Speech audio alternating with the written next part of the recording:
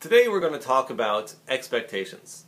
Having realistic expectations is an important component in a relationship, because if you don't have realistic expectations, you may be opening the door for a lot of conflict. What do I mean? When a woman sends her husband to the refrigerator to get a jar of pickles, there's a very good chance he will not find the pickles. Refrigerator blindness is actually a common affliction that a lot of men suffer from. I know I suffer from it, and I'm not just saying this to justify myself to my wife, who sends me to the refrigerator to get pickles from time to time. It happens to be true. Many men have this issue, a lot more than women, although some women do as well. You go to the fridge, you can't find it. The wife goes to the fridge, it's right there, somehow.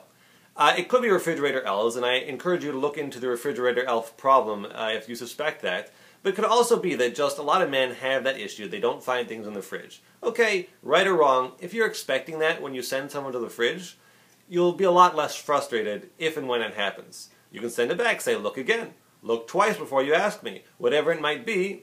But if you expect that, you're in a much better position. So too, let's say your spouse is a woman. Let's say your spouse is a woman, and she does makeup as a result of being a woman. So when you, the man, are ready to go, she's not, because she's doing makeup. And that's pretty constant, because for a man to get ready, it usually takes a matter of putting on a jacket, maybe a tie. For the woman, there are apparently several different kinds of makeup that need to be put on at once.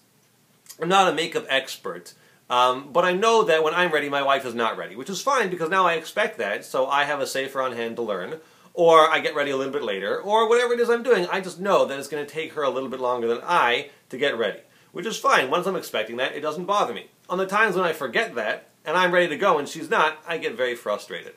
So if you expect the things that your spouse does to happen, you're going to be a lot less frustrated and there will be a lot less conflict. So whether it's refrigerator blindness or makeup putting oddness, or whatever other things, you know, if they eat a lot or they eat frequently or they have to go to the bathroom frequently and you always have to wait for that, or any kind of things that are different from the way you do them, which may open the door for frustration if you're not ready for that.